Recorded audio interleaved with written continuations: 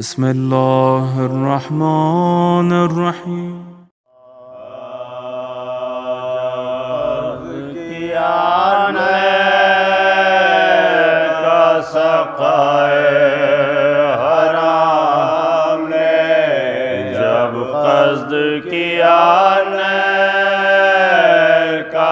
سقائے حرام نے مشکی ذرا کا دوش پہ اس بحرے کرام نے رو کر یہ برادر سے کہا شاہ امام نے بھائی تمہیں بیٹوں کی طرح پالا ہے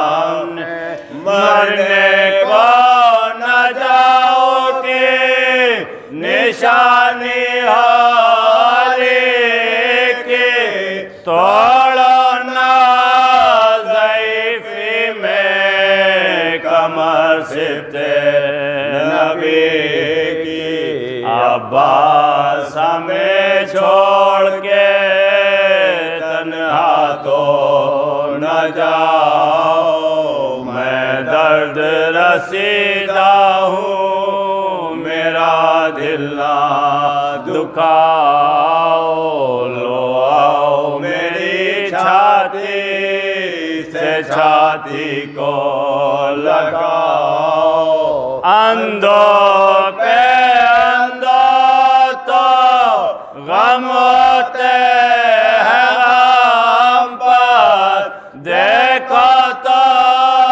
جب عالم تنہائی ہے عام پر جب قصد کیا نے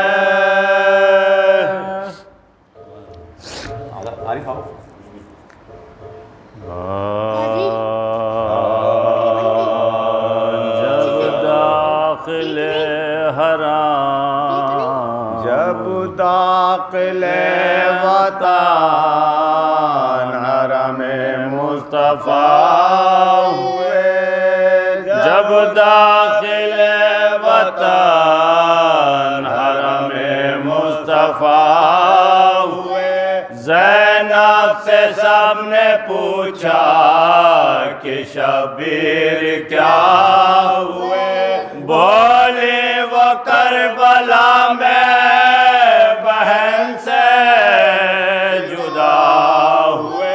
امت پہ 3 روز کے پیاسے فدا ہوئے سورا سے شرمسار میں ہونے کو آئی ہوں بھائی کو ماں کے قبر پہ رونے کو آئی ہوں یہ سن کے ساکنان وطن روئے پیٹ ساتھ زینب نے قبر احمد و زہرا پہ کی نظر اور مرثیہ یہ پڑھنے لگی وہ بچاش میں تھا قربان جاؤ اب تو غریبوں کی لو خبر اما تیرے پسر کے عزادار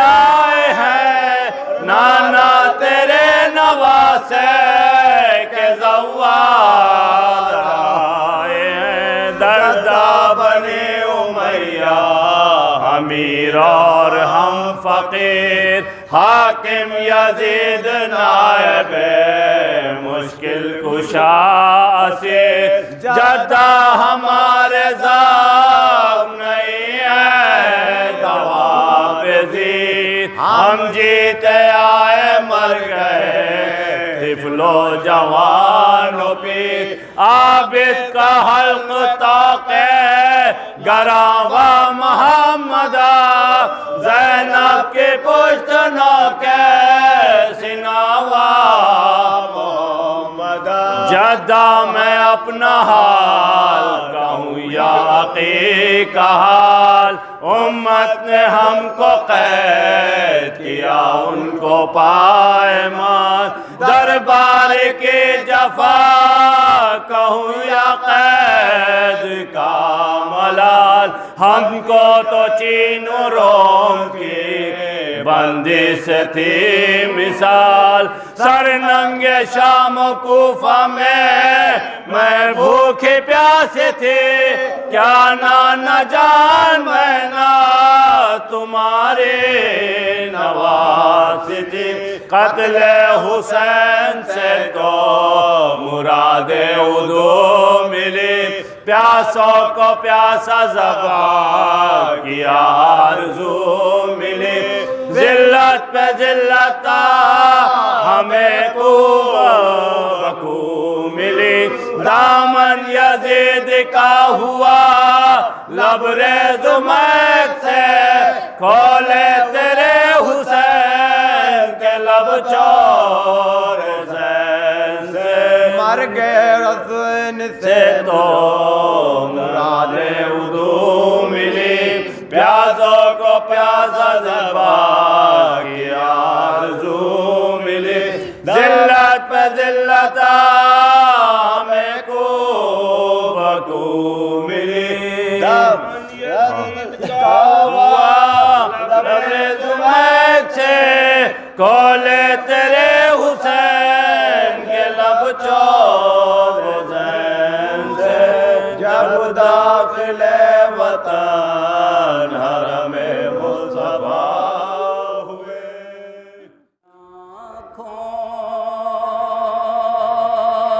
سے ہی دیکھ لینا دشمنی ہے عذاب چلتے چلتے کہ اپنی آنکھوں سے ہی دیکھ لینا دشمنی ہے عذاب چلتے چلتے کہ روند ڈالیں گے فتوے تمہارے یہ جلوس عزا چلتے چلتے کہ توق و زنجیر یہ کہہ رہے تھے اے یزید ابو ہے تیری تباہی کہ توق و زنجیر یہ کہہ رہے تھے اے یزید ابو ہے تیری تباہی کہ جس کو بیمار سمجھا تھا تو نے شام تک آ گیا چلتے چلتے کہ جس کو بیمار سمجھا تھا تو نے شام تک آ گیا چلتے چلتے کہ کچھ قدم ہر بڑھا شہ کی جانب کچھ قدم شہ بڑھے ہر کی جانب کہ کچھ قدم ہر بڑھا شہ کی جانب کچھ قدم شہ بڑھے ہر کی جانب بخش دی شین چند لمحوں میں ہر کی ساری خطا چلتے چلتے بخش دی ہر کی ساری خطائی ساری خطا چلتے چلتے کہ شمع انکار بیعت کی ابھی طاق غیبات پہ جلوہ فغن ہے کہ روز عاشور ہی تھک گئی تھی بیعتوں کی ہوا چلتے چلتے خاص طور پہ پیش خدمت ہے روز عاشور ہی تھک گئی تھی بیعتوں کی ہوا چلتے چلتے لگ رہا ہے کہ میری کوئی سورج طلوع ہو رہا ہے کہ لگ رہا ہے کہ میری لحد میں کوئی سورج طلوع ہو رہا ہے کہ دوستوں نے کفن میں رکھی تھی تھوڑی خاک شفا چلتے چلتے دوستوں نے کفن میں رکھی تھی تھوڑی خاک شفا چلتے چلتے کہ بولے اصغے ہما کریے رن میں کہ بابا لے آئے تھے ساتھ ورنہ کہ بولے اصغے ہما کریے رن میں بابا لے آئے تھے ساتھ ورنہ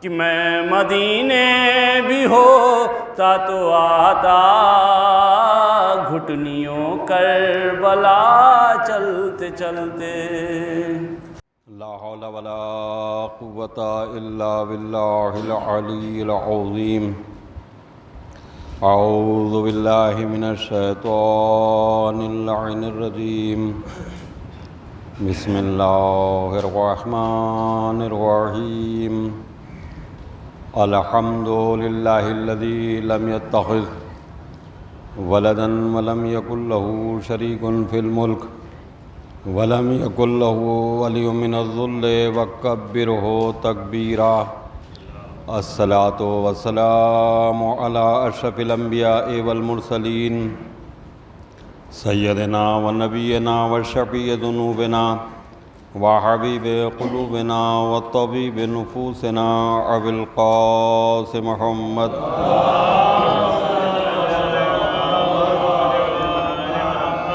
وعلیہ الطیبین الطاہرین المعصومین المظلومین ولعنۃ اللہ علی اعدائہم اجمعین استغفر اللہ الذی لا الہ الا هو الرحمن الرحیم الحی القیوم ذو الجلال والاکرام اسألہ ان یتوب علی توبۃ عبد ذلیل خاضع فقیر بائس مسکین مستکین مستجیر لا یملک لنفسہ نفعا ولا ضرا ولا موتا ولا حیاتا ولا نشورا اما بعد فقد قال امیر المومنین علی بن ابی طالب علیہ السلام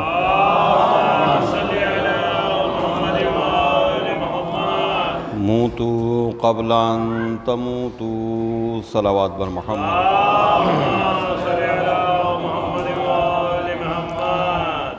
آپ حضرات سے التماس ہے کہ ایک مرتبہ سورہ الحمد اور 3 مرتبہ سورہ توحید کی تلاوت فرما کر محمد ہاشم ابن محمد سجاد کی روح کو اصالہ سے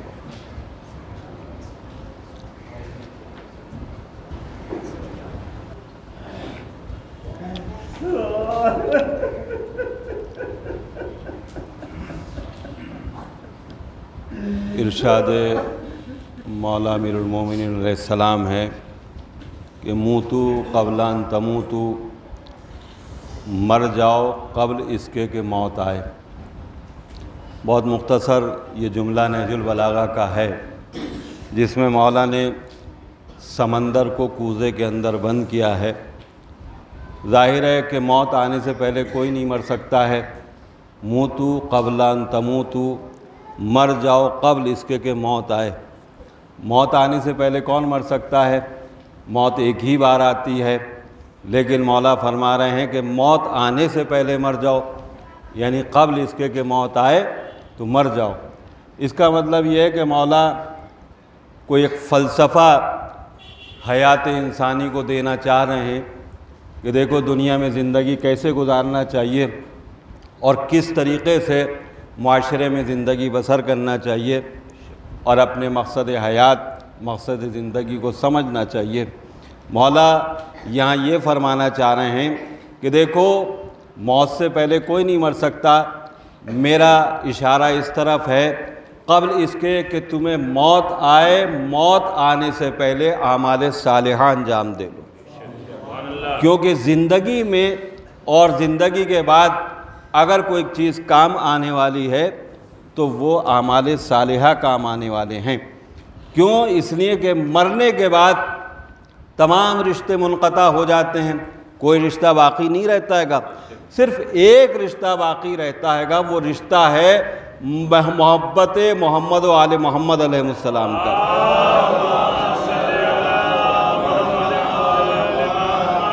باقی کوئی رشتہ باقی نہیں رہتا، صرف ایک رشتہ باقی رہ جاتا ہے۔ اس لیے روایات کے اندر موجود ہے، بہار الانوار سے یہ روایت موجود ہے کہ جب مردے کو دفن کیا جاتا ہے تو آپ نے بارہا مجالس کے اندر سنا ہوگا کہ مردہ قبر میں سب کو آوازیں لگاتا ہے گا، فریاد کرتا ہے گا، گریہ کرتا ہے گا، چیختا چلاتا ہے گا، ہر ایک کے لیے یہی ہے، اور آخر میں ایک ایک شخص کو آواز دیتا ہے گا، عزیز و اقارب کو، رشتہ داروں کو۔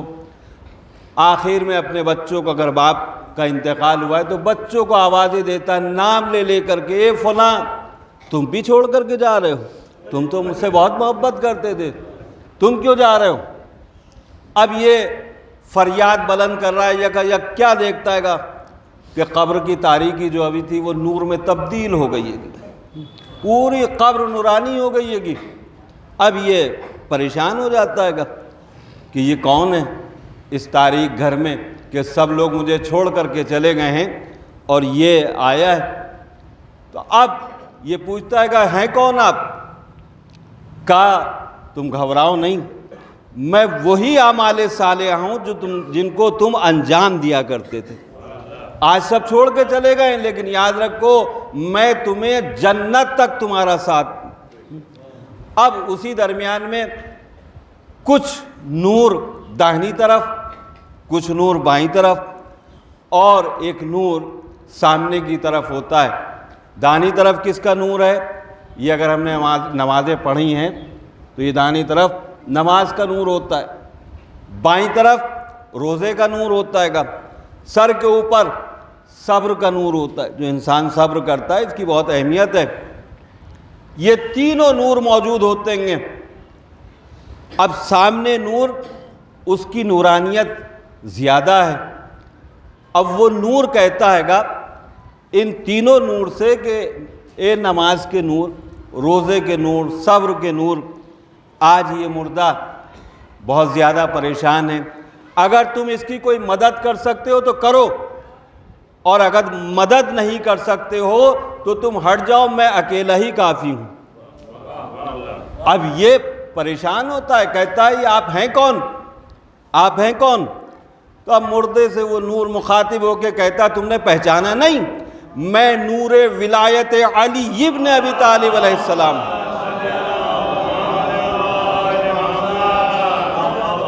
تم مجھ سے محبت کرتے تھے تو دیکھو محبت کا نتیجہ کیا ہے کہ میں تمہاری قبر میں نور بن کر کے آیا ہوں، اور صرف قبر میں نہیں ہے بلکہ پل صراط پر بھی میں نور بن کے تمہارے لیے تاریکی کو دور کروں گا، اور صرف اتنا ہی نہیں، جنت کے دروازے پر کھڑے ہو کر کے میں تمہیں آواز دوں گا، اے میرے چاہنے والے آؤ اور جنت میں داخل ہو جاؤ۔ صلوات پڑھیں محمد۔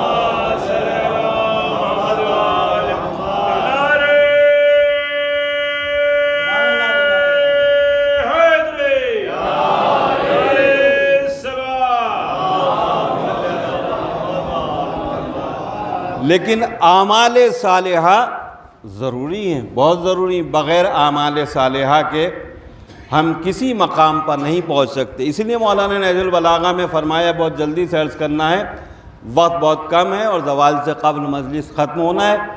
مولانا نے فرمایا گا کہ دیکھو تم ان کی طریقے سے نہ ہو جانا، نہج البلاغہ کے اندر، کہ ان کی طریقے سے نہ ہو جانا جو آخرت کو بغیر عمل کے حاصل کرنا چاہتے۔ آخرت بغیر عمل کے حاصل نہیں ہوتی ہے۔ اب یہ عقل بھی کہتی ہے کہ آخرت بغیر عمل کے حاصل نہیں ہو سکتی ہے۔ کیوں؟ اس لیے کہ دنیا بغیر عمل کے حاصل نہیں ہوتی ہے۔ اگر آپ کو خواہش ہے ایک سیب کھانے کی، آپ کو خواہش ہے ایک انار کھانے کی، کیلا کھانے کی خواہش ہے، فروٹس کھانے کی خواہش ہے، پیسے ہیں نہیں، تو آپ کیا کیجئے گا؟ اب آپ یہ کیجئے گا کہ جس پیشے سے بھی منسلک ہیں آپ وہ پیشہ اختیار کریے. مزدور ہیں تو مزدوری کیجئے, نوکری کیجئے, تاجر ہیں تو تجارت کیجئے. دن بھر جب آپ محنت کیجئے گا, کمائیے گا, اس کے بعد میں آپ پھل حاصل کر سکتے ہیں. انار کھانا ہے تو آپ خواہشات کے ذریعے سے انار نہیں مل پائیں گے, فروٹس نہیں مل پائیں گے. عقیدہ رکھنے سے کوئی سیب پیدا نہیں ہوتے ہیں, عمل کرنے سے پیدا ہوتے ہیں. تو اب دنیا میں بغیر محنت کیے ہوئے جب آپ کو دنیاوی پھل نہیں مل سکتے ہیں تو آخرت میں جنت کے پھل بغیر اعمال کے کیسے مل جائیں گے؟ ممکن ہی نہیں ہے.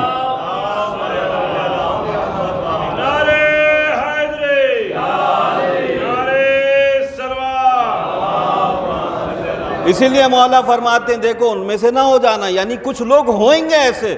یہ نہج البلاغہ میں پوری ذمہ داری سے ہے, اب پوری عبارت عربی کی نہیں پڑھنا ہے, زیادہ وقت ضائع ہو جائے گا. مولا فرماتے ہیں ان میں سے نہ ہونا جو آخرت کو بغیر عمل کے حاصل کرنے کی کوشش کرتے ہیں. نہیں, دنیا میں رہ کر کے تم عمل کرو. عمل میں اگر کوئی کمی ہے, نماز میں کوئی کمی ہے, روزے میں کمی ہے, تو تم گھبرانا نہیں میرے چاہنے والوں.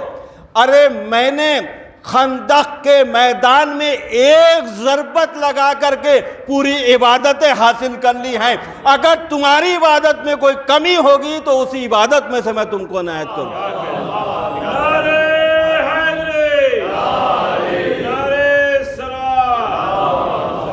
لہذا اعمال ہمیں دنیا میں رہ کر کے انجام دینا چاہیے. بغیر عمل کے آخرت میں کسی درجے پہ ہم نہیں پہنچ سکتے ہیں. اب ہمارے اعمال ایسے نہیں ہیں کہ اللہ کی بارگاہ میں مقبول ہو جائیں. اس کو قبول کرنے کے لیے محبت اہل بیت علیہ السلام کا سہارا ضروری ہے, لیکن محبت کے ساتھ ضروری ہے کہ ہم اعمال کریں. آخرت میں آپ یاد رکھیے 3 چیزیں بہت اہم ہیں, بہت ہی اہم ہیں.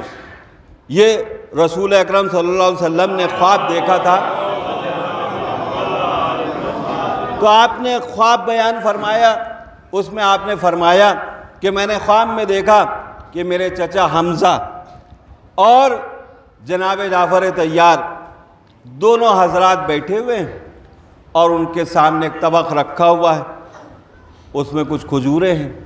وہ کھجور کھاتے ہیں, پھر وہ طبق کی کھجوریں تبدیل ہو جاتی ہیں دوسرے فروٹس میں, دوسرے پھلوں میں. تو رسول اللہ فرماتے ہیں کہ میں نے پوچھا کہ اپنے چچا سے کہ یہ آپ کو مرتبہ کیسے ملا, کیا وجہ ہے یہ مرتبہ ملنے کی کہ اللہ نے آپ کو یہ عنایت فرمایا کہ جیسا آپ چاہیں پھل ویسا کھا سکتے ہیں. تو جناب حمزہ نے فرمایا یا رسول اللہ یہ 3 وجہیں تھیں جو پروردگار نے ہمیں انعام عنایت کا. کیا کہ پہلی وجہ تو یہ ہے کہ میں امیر المومنین علی ابن ابی طالب علیہ السلام سے محبت کرتا ہوں. یہ محبت کا صلہ اللہ نے یہاں دیا. حالانکہ جناب حمزہ اب ظاہر موقع نہیں ہے جو عرض کرتا, اور وہ مولا کے بھی چچا تھے اور عمروں میں بڑے تھے, لیکن یہاں بڑے اور چھوٹے کا مقصد نہیں ہے, یہاں عہدہ مقصد ہے, عہدہ ولایت مقصد ہے. تو اب فرمایا کہ سب سے پہلے جو انعام دیا ہے مرنے کے بعد اللہ نے, تو وہ انعام محبت علی علیہ السلام کا دیا ہے. دوسرا انعام جو ملا ہے تو وہ یہ ملا ہے کہ میں آپ کے اوپر اور آپ کی آل کے اوپر صلوات بھیجتا تھا زندگی. تیسرا پیاسے کو پانی پلانے کا ثواب. یہ 3 ثواب ہیں جو مرنے کے بعد فوراً ملتے ہیں. روز محشر جب برپا ہوگا تو سب سے پہلے تحفہ جو آپ کی خدمت میں پیش کیا جائے گا کس چیز کا ہوگا؟ یہی پانی پلانے کا ہوگا. دنیا میں جو پانی پلایا تھا اس کا پہلے گفٹ جو ملے گا تو وہ یہی پانی پلانے کا ثواب ہوگا روز محشر جو ہمیں دیا جائے گا. اب روز محشر انتہائی سخت دن ہے, اور اتنا سخت دن ہے کہ ہم تصور بھی نہیں کر سکتے ہیں روز محشر کو. جامع الاخبار بہت معتبر کتاب ہے شیخ صدوق کی, انہوں نے لکھا ہے کہ روز محشر اتنا سخت ترین دن ہوگا. حالانکہ قرآن مجید میں 29واں پارہ 30واں پارہ آپ پڑھیے تو آپ کو معلوم ہو جائے گا کیسا دن ہے. لیکن وہ لکھتے ہیں کہ روز محشر ایسا سخت دن ہوگا کہ اتنا پسینہ انسانوں کے جسم سے نکل رہا ہوگا کہ 70 اونٹوں کی پیاس بجھائی جا سکتی ہے۔ ایک اونٹ 15 دن کا پانی پیتا ہے یا 8 دن کا پانی پیتا ہے گا، اور اتنے ہی وقفے سے وہ پیشاب کرتا ہے گا۔ یعنی اب آپ سمجھ لیجئے کہ ایک اونٹ کتنا پانی پیتا ہوگا۔ ایک انسان کے جسم سے اس قدر پسینہ نکلے گا روز محشر کہ 70 اونٹوں کی پیاس بجھائی جا سکتی ہے۔ اب یہ کیسے ہوگا، کیا ہوگا، یہ ہم اس دنیا میں رہ کر کے نہیں سوچ سکتے، نہ میں سمجھا سکتا ہوں آپ کو اس مختصر سی مجلس میں، لیکن یہ ہے کہ روز محشر اتنا سخت ترین دن ہوگا۔ اس کے لیے ہمیں کیا کرنا ہے اور کیا انتظامات کرنے چاہیے، یہ یاد رکھیے کہ جب تک آپ یہاں سے کچھ نہیں لے کر کے جائیے گا تو وہاں کوئی کامیابی نہیں ملنے والی۔ کچھ کمی اعمال میں رہے گی، گنہگار ہیں، یقیناً گناہ ہوں گے، سب کے نامہ اعمال میں گناہ ہیں، میرے بھی، آپ کے بھی، سب کے ہیں۔ اس کے لیے شفاعت اہل بیت علیہ السلام ہے۔ لیکن کل فی الکل انسان یہ سوچے کہ ہمیں نماز کی ضرورت نہیں ہے، ہمیں روزے کی ضرورت نہیں ہے، ہمیں حج کی ضرورت نہیں ہے، اعمال صالحہ کی ضرورت نہیں ہے، تو وہ انسان ایک خیالی دنیا میں زندگی گزار رہا ہے۔ میں نے عرض کیا کہ عقیدہ رکھنے سے کوئی پھل زمین سے پیدا نہیں ہو سکتا ہے گا، اس کے لیے عمل کرنے کی ضرورت ہے۔ اسی طریقے سے آخرت کے حصول کے لیے، جنت کے حصول کے لیے عمل کرنے کی ضرورت ہے۔ اب عمل ہے کیا عمل؟ اب آپ ظاہر ہے کہ وہ تمام چیزیں نہیں عرض کرنا ہے گا۔ عمل، رسول اللہ کی خدمت میں ایک شخص آیا اور آ کر کے کہتا ہے گا یا رسول اللہ اجازت دیجئے کہ میں موت کی دعا کروں بارگاہ الہی میں، کیونکہ موت کی دعا ہم کر نہیں سکتے ہیں، کرنا نہیں چاہیے موت کی دعا، طول حیات کی دعا کرنا چاہیے۔ کیوں؟ تاکہ زیادہ سے زیادہ اعمال صالحہ انجام دے سکیں، اس لیے دعا کرنا چاہیے۔ تو وہ اجازت لینے کے لیے آتا ہے، رسول اللہ فرماتے ہیں کہ دیکھو تم مرنا چاہتے ہو تو یہ سفر اتنا آسان نہیں ہے، بہت مشکل سفر ہے، یہ کوئی پھولوں کی سیج نہیں ہے تم قدم رکھتے ہوئے چلے جاؤ، تم نے تیاری کی ہے، مرنے کی تیاری کی ہے۔ کہا یا رسول اللہ وہاں کی کیا تیاری، وہاں کی کیا تیاری؟ کہا نہیں وہاں کی تیاری ہے۔ کہا کیا تیاری ہے؟ کہا وہاں کی تیاری یہ ہے کہ جب یہاں سے جاؤ تو 10 تحفے تیار کر کے لے کر کے جاؤ، 10 تحفے۔ یہ تحفے کیا؟ آپ سفر پہ جاتے ہیں تو مستحب قرار دیا شریعت نے، گھر پر جب واپس آئیے تو بچوں کے لیے گفٹ لے کر کے آئیے، تحفے لے کر کے آئیے۔ اس طریقے سے آپ کو وہاں بھی تحفے لے کے جانا ہے۔ تو اب پوچھتا ہے راوی کہ یا رسول اللہ وہاں کس کے تحفے ہیں؟ کہ سب سے پہلا تحفہ پروردگار کا۔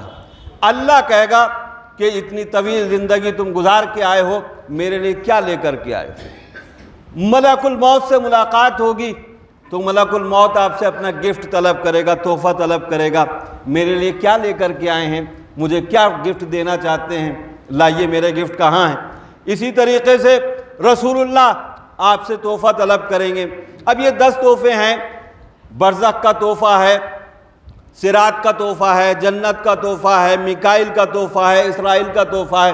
اب یہ ظاہر ہے کہ تمام تحفے بیان ہی نہیں ہو سکتے، اس کے لیے تو پورا ایک اشرہ درکار ہوتا ہے گا، لیکن مختصر جتنے بیان کیے جا سکتے ہیں۔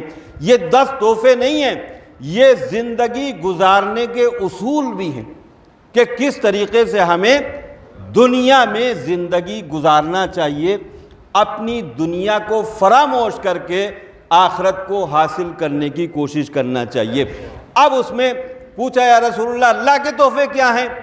تو آپ نے فرمایا کہ اللہ کے 4 تحفے ہیں جو ہر ایک انسان کو لے کے جانا چاہیے۔ کہا اللہ کے 4 تحفے وہ کون سے ہیں؟ کہا پہلا تحفہ اللہ کا نیکیوں کا حکم دینا، دوسرا تحفہ برائیوں سے روکنا، تیسرا تحفہ واعظ و نصیحت کرنا، چوتھا تحفہ ہر ایک کے ساتھ نرمی سے پیش آنا۔ یہ 4 تحفے وہ ہیں کہ کہ جو آپ کو زندگی گزارنے کا سلیقہ بھی سکھاتے ہیں اور اللہ کا تحفہ بھی بنتے ہیں۔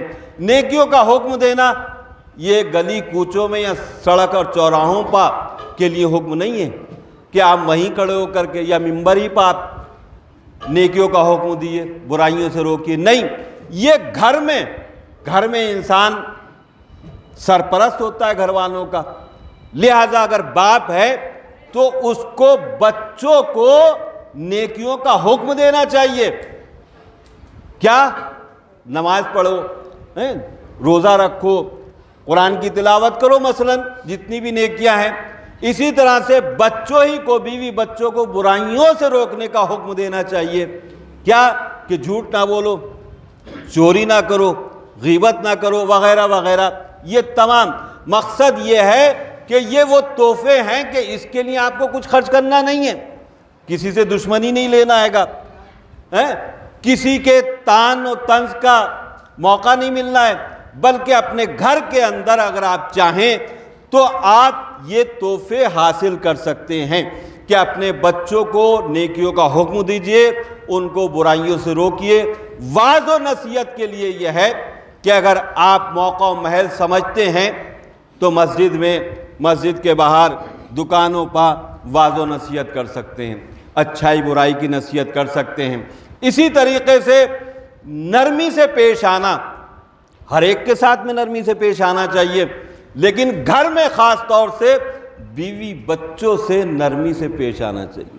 یہ نہیں ہونا چاہیے کہ گھر کے باہر تو جھک جھک کے سلام کر رہیں گے اور گھر میں داخل ہیں تو وہ بھویں چڑھی ہوئی ہیں، چہرہ سرخ ہو جا رہے گا۔ وہ بیوی جس سے حکم دیا ہے ائمہ معصومین نے کہ مسکرا کر کے گفتگو کرو، ائمہ معصومین نے حکم دیا ہے گھر میں جب داخل ہو تو اپنے بچوں کو سلام کرو، بیوی کو سلام کرو، اور اس سے ترش روی اختیار کریں گے تو اس کے پورے عذاب ہیں باقاعدہ۔ سعد بن معاذ کا پورا واقعہ عرض نہیں کرنا ہے گا، اگر آپ نے سنا ہوگا، یقیناً سنا ہوگا کہ ان کو اوپر عذاب قبر، فشار قبر کیوں ہوا تھا؟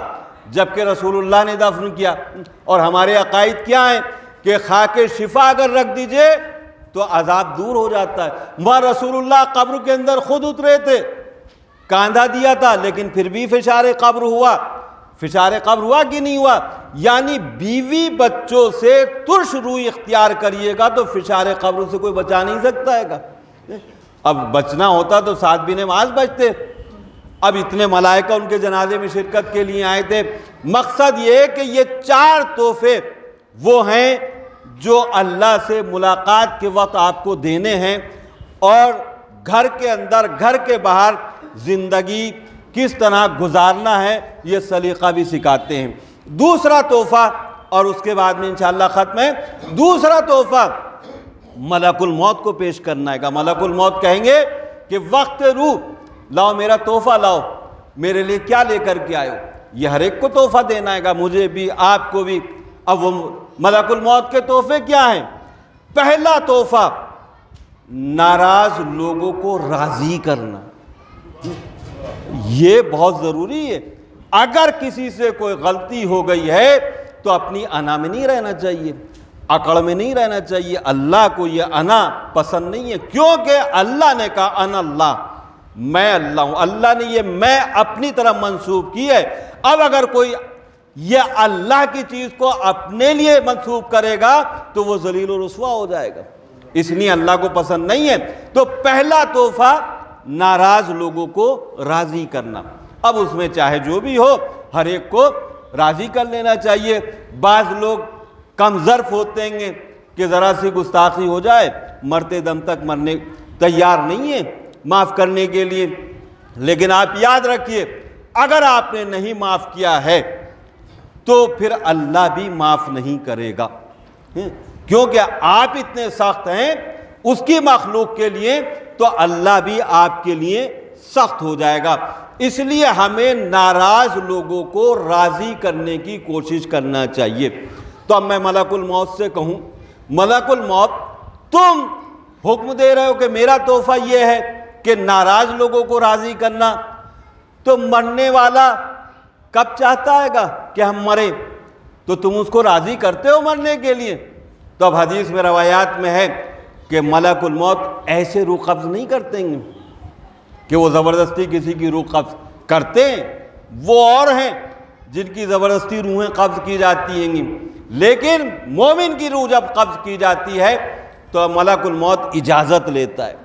کیا اجازت دیتے ہو کہ میں تمہاری روح قبض کروں؟ جب مومن اجازت دے دیتا ہے گا تب ملک الموت روح قبض کرتے ہیں، یعنی ناراض کو راضی کرتے ہیں تب روح قبض کرتے ہیں۔ اس لیے ہمیں بھی کسی سے اگر ناراض ہیں تو اس سے راضی ہو جانا چاہیے۔ دوسرا تحفہ، چونکہ 4 تحفے ہیں ملک الموت کے، دوسرا تحفہ یہ ہے کہ قضا کو ادا کرنا۔ جو قضا نمازیں ہو جاتی ہیں، روزے ہو جاتے ہیں، بالخصوص جوانی کے دنوں میں، بلوغ کے بعد میں عموماً خیال نہیں رہتا ہے گا، نمازیں قضا ہو جاتی ہیں، بھولے سے سہون روزے قضا ہو جاتے ہیں، تو یہ آپ نماز روزے اس لیے قضا کریے کہ یہ اللہ کے تحفے کے ساتھ جبرائیل اور ملک الموت کا تحفہ بھی ہے، اس لیے آپ نماز پڑھیے قضا کہ یہ تحفہ بھی ہے اور ایک واجب بھی ادا ہو رہے گا۔ روزہ اس لیے قضا رکھیے کہ یہ ملک الموت کا تحفہ بھی ہے اور یہ قضا بھی ادا ہو رہی ہے۔ یہ 4 تحفے ہر ایک کے ہیں۔ اسی طریقے سے جبرائیل کے تحفے اب اس میں نہیں جانا ہے گا، یہ 10 تحفے ہیں اور یہ زندگی گزارنے کے اصول ہیں۔ ہمیں زندگی ایسے گزارنا چاہیے کہ جیسے قرآن نے حکم دیا ہے، ائمہ معصومین علیہ السلام نے حکم دیا ہے کہ دنیا میں کس طریقے سے زندگی گزارنا چاہیے۔ اب ہوتا کیا ہے کہ ہمیں معرفت نہیں ہوتی ہے، کم علم کی بنا پر اس دنیا میں ہم گناہ پہ گناہ کرتے چلے جاتے ہیں اور احساس بھی نہیں رہتا ہے گا، کتنی برائیاں کرتے چلے جاتے ہیں، احساس نہیں ہوتا ہے گا۔ یہ احساس کب ہوتا ہے گا؟ جب ہم مرنے والے ہوتے ہیں۔ ابھی روح قبض نہیں ہوئی ہے کہ ملک الموت آ جاتے ہیں، مرنے والا کچھ کہہ نہیں سکتا ہے گا، اور آنے کے بعد میں اب جب یہ اپنی منزل دیکھتا، ایک لمحے کے اندر پروردگار سب کچھ دکھا دیتا ہے گا، تم کیا کر کے آئے ہو، کہاں تمہاری منزل ہے۔ ابھی موت روح نہیں نکلی ہے گی، ملک الموت سامنے کھڑے ہیں، آپ کچھ کہہ نہیں سکتے ہیں، اب کچھ نہیں کہہ سکتے ہیں، قوت سماعت باقی رہتی ہے، قوت گویائی ختم ہو جاتی ہے، کچھ کہہ نہیں سکتے۔ اس وقت میں گھبرا کر کے، جو میں نے آیت پڑھی تھی، گھبرا کر کے ملک الموت کے سامنے یہ مرنے والا جو ابھی نہیں مرا ہے یہ اللہ سے التجا کرتا ہے۔ اس التجا کو قرآن مجید نے کوٹ کیا ہے، نقل کیا ہے گا کہ حتی اذا جاء احدہم الموت، جب بھی تم میں سے کسی ایک کے اوپر موت واقع ہوتی ہے تو کیا کہتا ہے؟ قال رب ارجعون، پروردگار مجھے پلٹا دے۔ یہ میں بھی کہوں گا، آپ بھی کہیں گے، سب کہتے ہیں، قال رب ارجعون، پروردگار پلٹا دے، لعلی عمل صالحا فیما ترکتا، کیوں پلٹا دے؟ کہ جو اعمال صالحہ ترک ہو گئے ہیں ان کو انجام دے لوں جا کر کے۔ یہ کوئی حدیث نہیں ہے، یہ قرآن مجید ہماری آخری گفتگو کو نقل کر رہا ہے گا، پہلے ہی بتا رہا ہے گا کہ آپ کی آخری گفتگو کیا ہوگی۔ قال رب ارجعون، پلٹا دے، کیوں؟ تاکہ جو اعمال صالحہ چھوٹ گئے ہیں ان کو انجام دے دوں۔ اب اس کے نتیجے میں کیا ہوتا ہے گا؟ اللہ کیا جواب دیتا ہے؟ کلمۃ او قائلھا، خبردار خاموش ہو جاؤ، یہ سب تمہاری گفتگو ہے، کلمہ ہے، حقیقت سے تم دور ہو گویا کہ۔ کیوں؟ اب اس آیت کے ذیل میں چھٹے امام علیہ السلام نے فرمایا، جب راوی نے عرض کیا کہ مولا اتنی التجا مرنے والا کرتا ہے تو اللہ کو دعا قبول کر لینا چاہیے اور اس کو واپس بھیج دینا چاہیے، تو مولا نے کہا کیا تمہیں واپس نہیں بھیجا اس نے؟ کہا مولا کہاں بھیجا، وہ تو ملک الموت روح قبض کر لیتے ہیں، واپس کہاں آیا؟ کہا نہیں، دیکھو جب تم قبرستان میں جاتے ہو تو تم کیا سمجھتے ہو؟ یہ مرنے والا اس وقت سے لے کے آخر تک قبر میں داخل ہونے تک یہی آیت پڑھتا رہتا ہے گا، قال رب ارجعون قال رب ارجعون ہم لوگ نہیں سن پاتے ہیں، لیکن یہ پڑھتا رہتا ہے پروردگار پلٹا دے پلٹا دے پلٹا دے، لیکن اللہ اس کو پلٹاتا نہیں ہے۔ تمہیں نہیں معلوم ہے پلٹاتا ہے؟ کہا نہیں، پلٹاتا ہی نہیں کسی کو۔ امام نے فرمایا کہ دیکھو کتنے لوگ قبرستان میں جاتے ہیں دفن کرنے کے لیے؟ کہا بہت سے لوگ جاتے ہیں۔ کہا دیکھو قبرستان میں اگر بہت سے لوگ گئے ہیں تو اللہ نے ایک انسان کو روکا ہے گا، ایک کو روکا، باقی کو واپس پلٹا دیا۔ کہے کے لیے کہ یہ کہہ رہا ہے نا کہ قال رب ارجعون پلٹا دے، تو اللہ نے خالی ایک ہی کو تو روکا ہے، باقی کو واپس پلٹا دیا کہ اب ہم تمہیں موقع دے رہے ہیں، اب اعمال صالحہ انجام دو۔ صلوات پڑھیے ور محمد والہ۔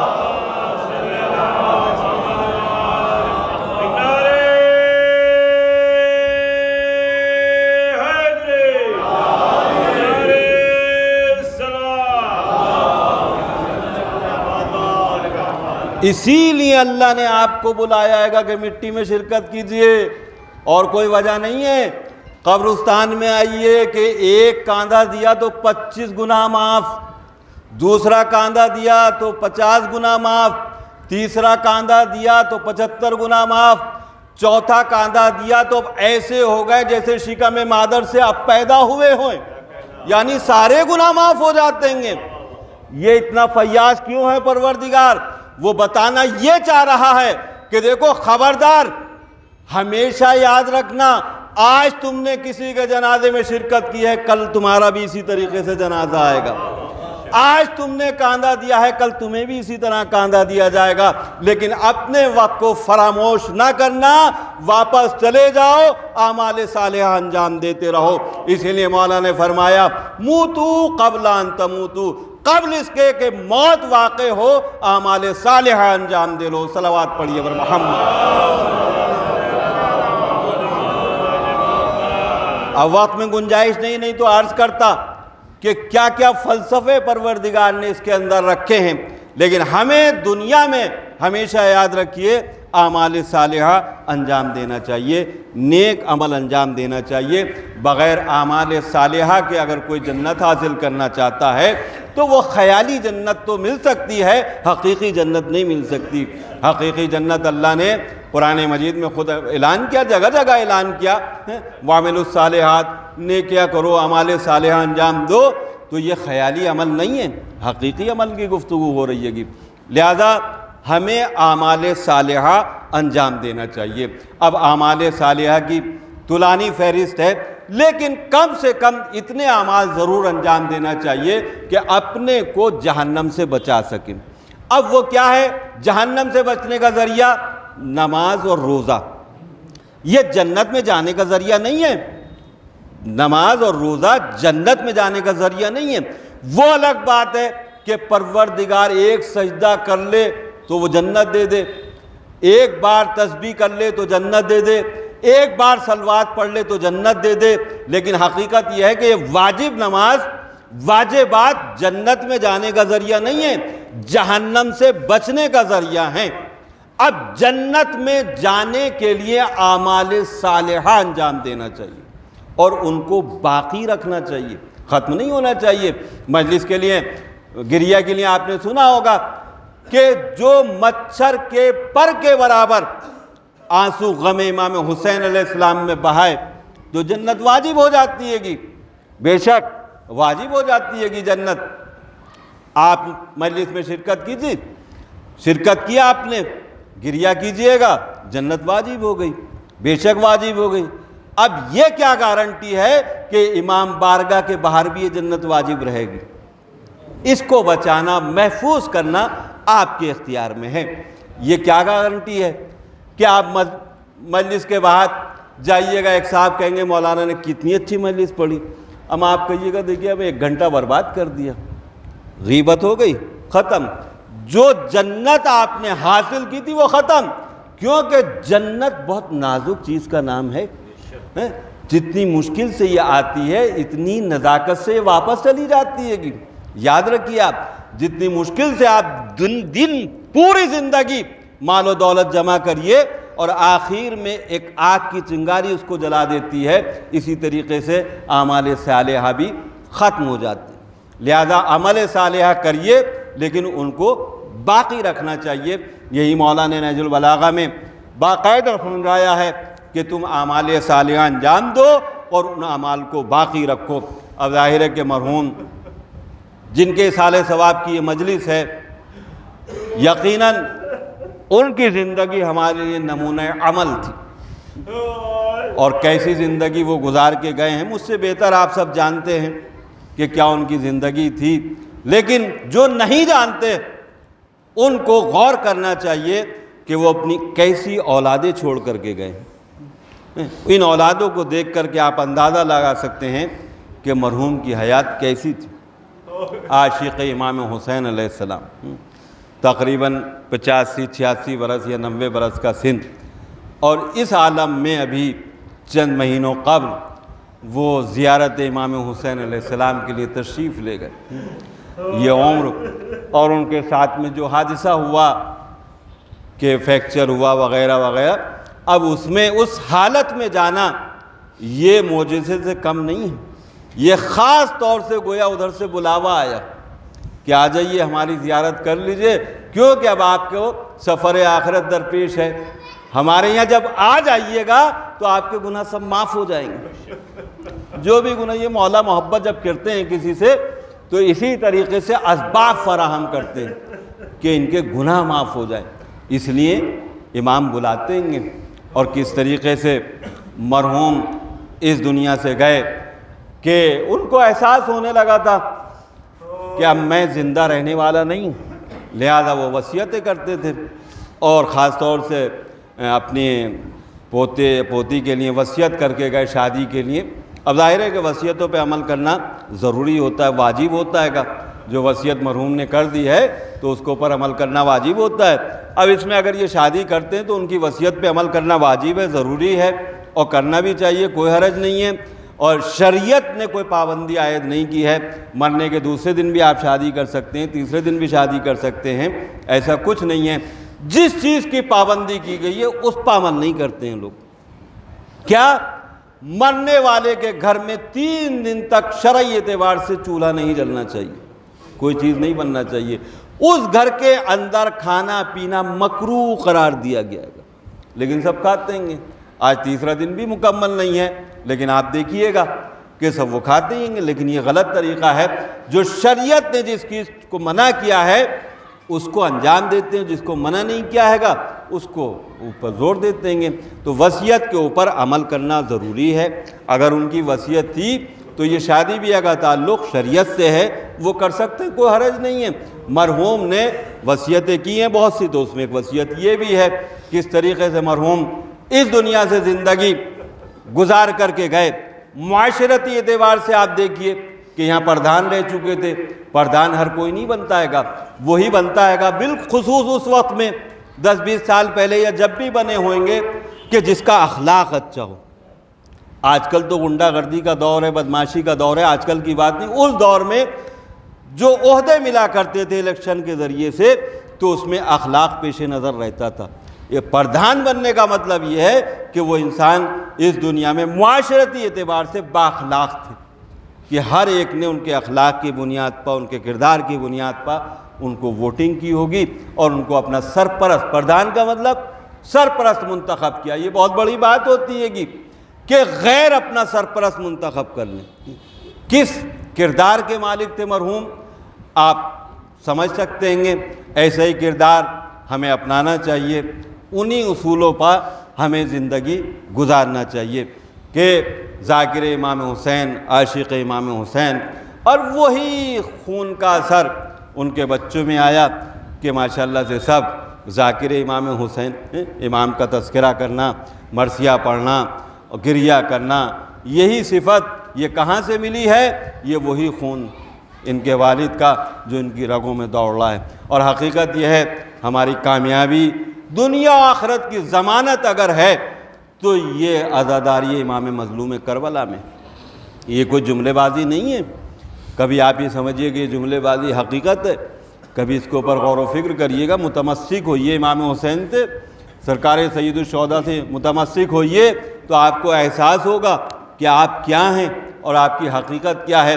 متمسک ہونے کا مطلب یہ ہے کہ کم سے کم بستر سے اٹھیے اور صبح اٹھ کر کے سب سے پہلا تمسک اگر کرنا ہے تو سرکار سے کیجئے کہ اٹھتے ہی فوراً اب وضو کی کوئی ضرورت نہیں ہے، قبلے رخ کھڑے ہو جائیے اور قبلے رخ مولا کے روزے کی طرف رخ کر کے کہیے السلام علیکم یا ابا عبداللہ، السلام علیکم یا ابن رسول اللہ۔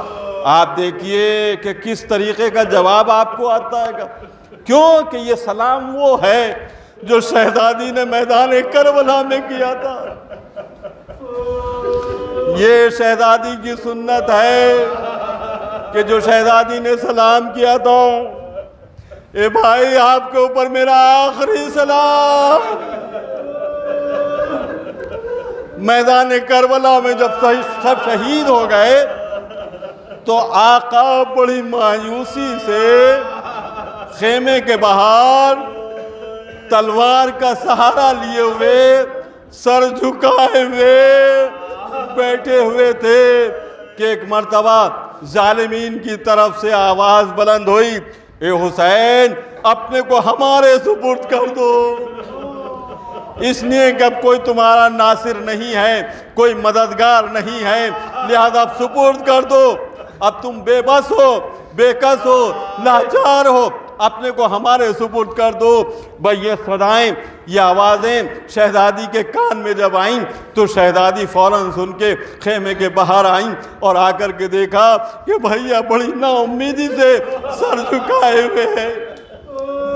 کہا میرے بھئییا زینب کی آخری خواہش ہے، اس کو پورا کر دیجئے۔ سر اٹھایا، کہا بہن بتاؤ تمہاری کیا خواہش ہے، یہ میدان کربلا ہے، میں تمہاری خواہش پوری کروں گا۔ کہا میری خواہش یہ ہے کہ یہ تانا دے رہے ہیں دشمن کہ تمہارا کوئی مددگار نہیں ہے، تم بے کس ہو، بے بس ہو، لہذا ان کو بتا دیجئے کہ تم مجبور نہیں ہو۔ بس آقا اٹھے اور اٹھنے کے بعد گھوڑے پر سوار ہوئے، گھوڑے پہ سوار ہونے کے بعد کہا بہن تم پر میرا آخری سلام ہو۔ اب اسی رخصت آخر کے لیے مولا خیمے کے اندر آتے ہیں، تمام بیویاں جمع ہوتی ہیں، کہا ہم ایسے رخصت نہیں کریں گے، ایسے رخصت نہیں کریں گے، ہم حلقہ بنائے لیتے ہیں، درمیان میں آپ کھڑے ہو جائیے۔ تصور کیجئے ارے کیسا ماتم ہوا ہوگا، کس طرح سر و سینہ پیٹا ہوگا۔ اب حسین نکلنا چاہتے ہیں، کبھی کوئی بازو پکڑ کے کھینچتا ہے، ارے کبھی کوئی ہاتھ پکڑ کے کھینچتا ہے، کبھی ادھر سے دامن کھینچ رہا ہے، کبھی ادھر سے دامن کھینچ رہا ہے۔ کون کھینچ رہا ہے؟ کبھی سکینہ آگے بڑھتی ہے، اے بابا ارے ہمیں چھوڑ کے نہ جائیے، اجرکم اللہ خیر الجزا۔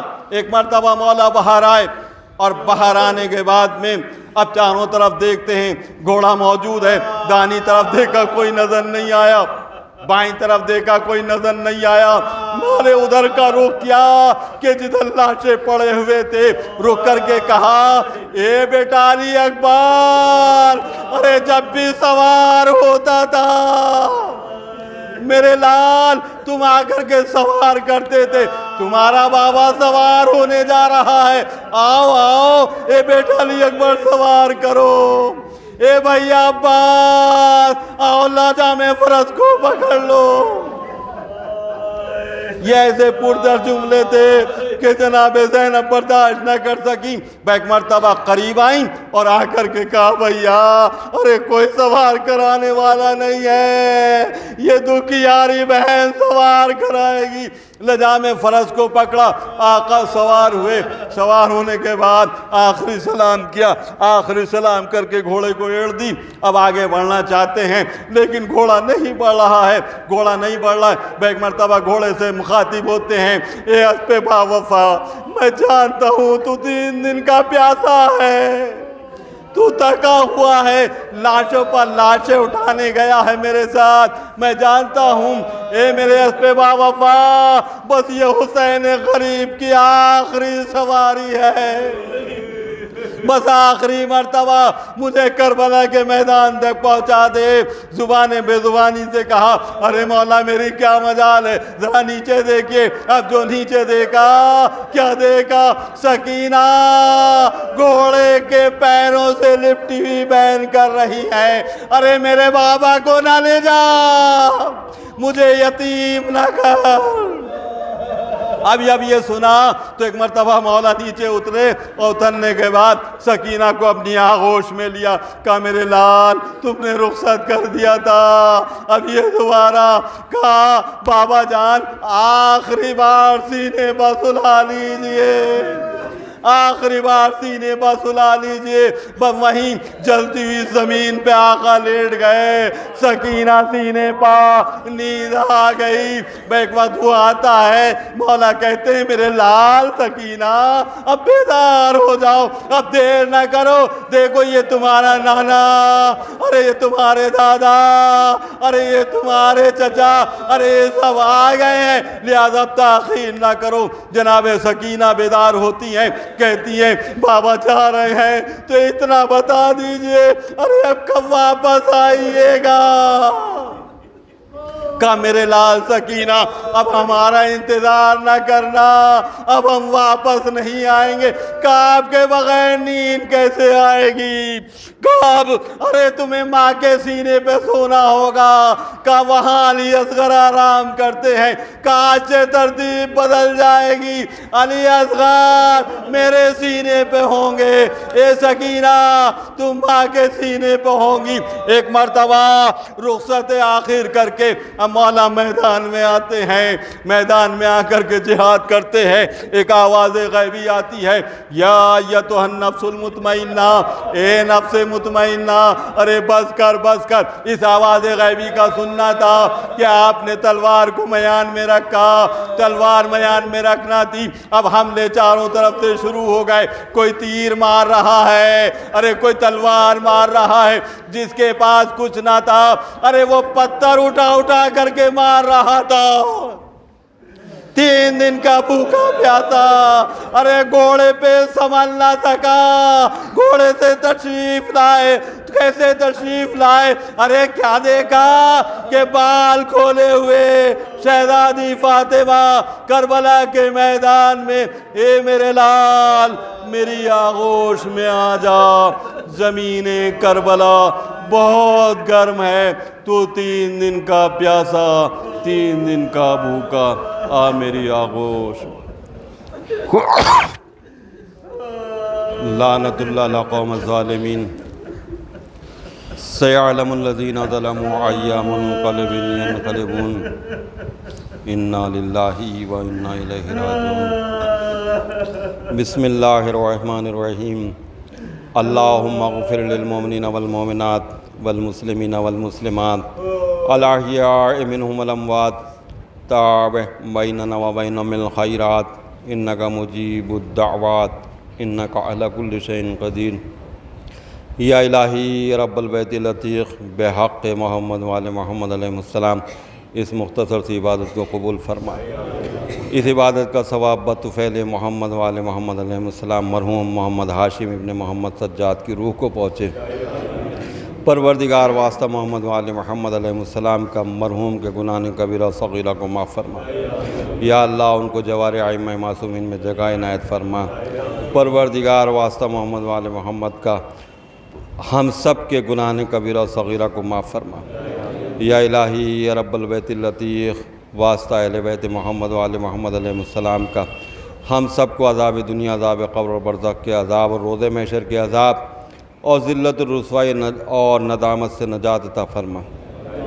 یا اللہ واسطہ محمد وآل محمد کا ہم سب کی نیک تمنا و جائز حاجتوں کو قبول فرما، اعمال صالحہ انجام دینے کی توفیقات عنایت فرما، سیرت اہل بیت پہ چلنے کی توفیقات عنایت فرما، ہم سب کے دلوں میں محمد وآل محمد کی محبت کا اضافہ فرما، تا حیات ایمان اور اسلام کے اوپر قائم و دائم رکھ۔